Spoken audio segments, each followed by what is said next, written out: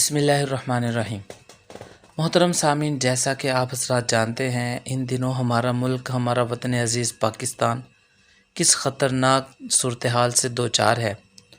ہمارے ملک کا ایک بہت بڑا حصہ سیلاب کی زد میں آیا ہوا ہے، جس کے نتیجے میں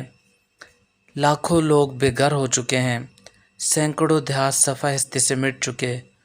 اور لوگوں کے تیرتے ہوئے لاشیں پانی میں جن کو نکالنے والا کوئی نہیں ہے، اور ایسے مناظر سامنے آ رہے ہیں جن کو دیکھ کے دل خون کے آنسور ہوتا ہے۔ لوگوں کے پاس کھانے کو کچھ نہیں ہے، بدن پر پہنا ہوا جو پھٹا پرانا لباس ہے اس کے سوا ان کے پاس اوڑھنے کو پہننے کو کپڑا کوئی نہیں ہے، اور کھلے آسمان تلے وہ لوگ ہمارے منتظر ہیں کہ ہمارے مسلمان بھائی آئیں اور ہمارے لیے کچھ انتظام کریں۔ تو ایسی صورتحال میں ہمارا کیا فرض بنتا ہے؟ دیکھیں، مسلمان اللہ کے نبی کے فرمان کے مطابق ایک جسم کی مانند ہے۔ جس طرح جسم کے کسی حصے میں درد ہوتی ہے تو پورا جسم تکلیف محسوس کرتا ہے، تو اسی طرح کسی مسلمان کو تکلیف ہوتی ہے تو تمام مسلمان اس تکلیف کو محسوس کرتے ہیں۔ آج ہمارے یہ متاثرین بھائی بڑی سخت تکلیف میں ہیں، ہمیں ان کی تکلیف کو محسوس کرنا ہوگا، ہمیں ہر حال میں ان کی مدد کرنی ہوگی، ہمیں خود اکٹھے ہو کر قافلوں کی صورت میں ان بستیوں تک، ان دیہاتوں تک پہنچنا ہوگا جہاں اب تک کوئی نہیں پہنچ سکا۔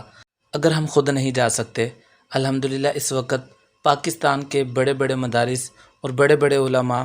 ان سیلاب زدہ علاقوں میں پہنچ رہے ہیں اور لوگوں کے لیے ان کی خوراک کے انتظامات کر رہے ہیں، رہائش کے انتظامات کر رہے ہیں، اور ان کو جو سیلاب میں پھنسے ہوئے لوگ ہیں اپنی جانوں کی پرواہ کیے بغیر ان کو پانی سے نکال رہے ہیں اور ان کے مکانات سے نکال کر خوش مقامات پر منتقل کر رہے ہیں۔ تو ہمارا یہ حق بنتا ہے کہ ہم اگر خود نہیں جا سکتے تو ان مدارس والوں کے ساتھ تعاون کریں تاکہ یہ پھر آگے جا کر مزید کام کر سکیں اور مزید لوگوں کے کام آ سکیں اور زیادہ سے زیادہ دکھی انسانیت کی مدد کر سکیں۔ تو کچھ